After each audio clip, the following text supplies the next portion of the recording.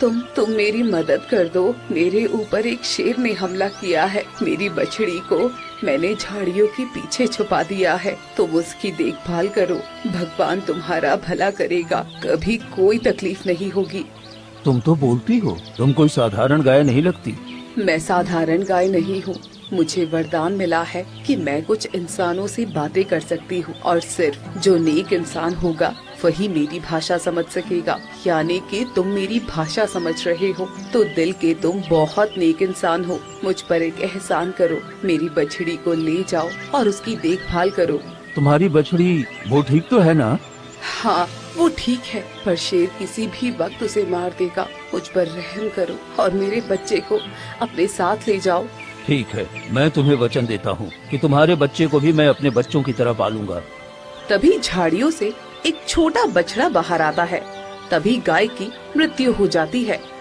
नहीं माँ, तू मुझे छोड़कर नहीं जा सकती। माँ उठो ना, मेरा अब देखभाल कौन करेगा?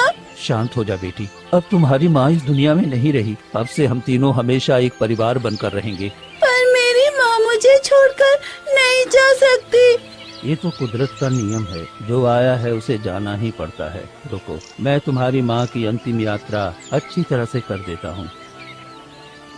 रघु मिट्टी खोदकर गाय को दफनाता है और बछड़े को लेकर अपने घर आ जाता है।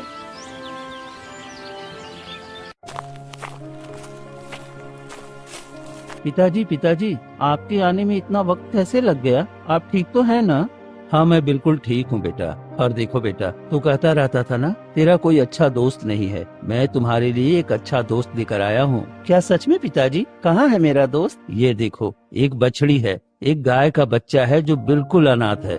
अब हम तीनों एक परिवार की तरह रहेंगे। क्या सच में? तब तो बहुत मजा आएगा पिताजी। लेकिन ये देख नहीं सकता है। नहीं, ये देख नहीं सकता, ये जन्म से ही अंधा है। इसलिए अब से तुम दोनों एक अच्छे दोस्त की तरह पूरी जिंदगी साथ रहना, और कभी मुझे कुछ हो जाए तो तुम दोनों अलग मत होना। मैं वचन देती हूँ कि मैं तुम्हारे बेटे को कभी कुछ नहीं होने दूंगी और हम दोनों एक अच्छे दोस्त की तरह हमेशा साथ रहेंगे।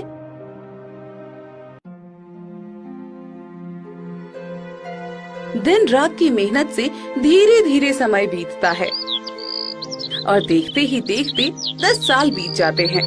ज्यादा मेहनत और बीमारी के कारण एक दिन रघु की मृत्यु हो जाती है। पिताजी, पिताजी क्या हो गया? आप कुछ बोल क्यों नहीं रहे हैं? गौरी, पिताजी को क्या हो गया? ये कुछ बोल क्यों नहीं रहे हैं? गोपाल पिता की मृत्यु हो गई है। अब वो कभी बोल नहीं पाएंगे। वो हमें छोड़कर चले गए हैं। नहीं नहीं, ऐसा नहीं हो सकता। पिताजी मुझे छोड़कर नहीं जा सकते। पिताजी, पिताजी उठिए ना, क्या हो गया है आपको? गोपाल फूट फूट कर रोने लगता है। ये आवाज सुनकर गांव वाले आ जाते हैं। अरे गोपाल, तेरे पिता की मृत्यु हो गई है।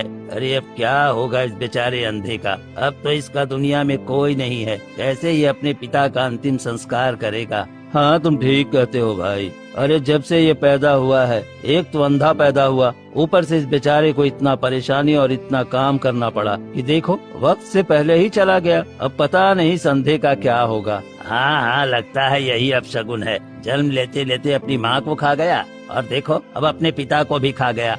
ऐसे अपशगुन को तो हमारे गाँव में भी नहीं होना चाहिए।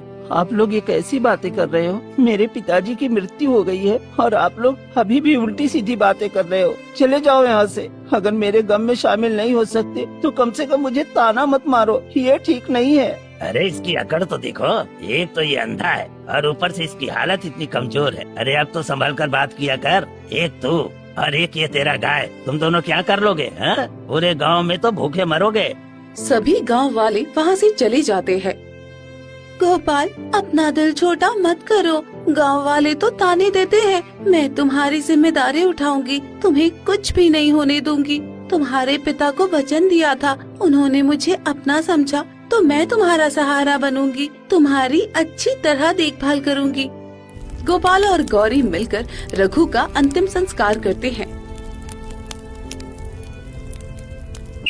कुछ दिन बीतते हैं।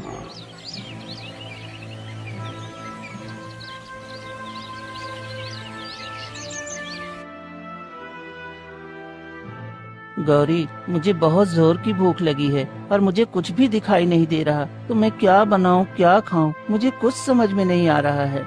मैं कुछ खाने का इंतजाम करके आती हूँ। गौरी घर से निकलकर गांव वालों के पास जाकर खड़ी हो जाती है। कोई कुछ खाने को दे दो। ये गाय यहाँ पर क्या कर रही है? लगता है हमसे कुछ कह रही है। अरे गाय भला कैसे बोल सकती है? तुम्हें जरूर कोई नशा हुआ है। अरे जा जा जा यहाँ से, तेरा साया हमारे ऊपर मुसीबत लाने वाला जैसा है। जा जा यहाँ से। गौरी को भगा दिया जाता है और वो कई जगह मदद मांगती है, लेकिन कोई उसकी मदद नहीं करता। थक हार कर गौरी घर वापस आती है।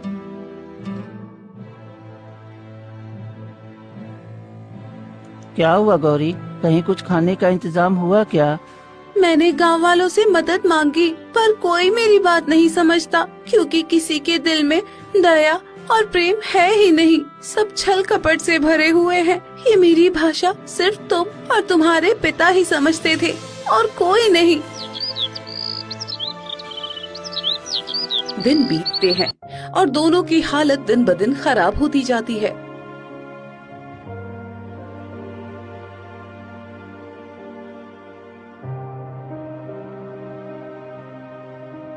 गौरी, चलो मैं तुम्हारे साथ चलता हूँ, शायद कोई हमारी मदद कर दे। दोनों एक गांव वाले के पास जाकर कहते हैं,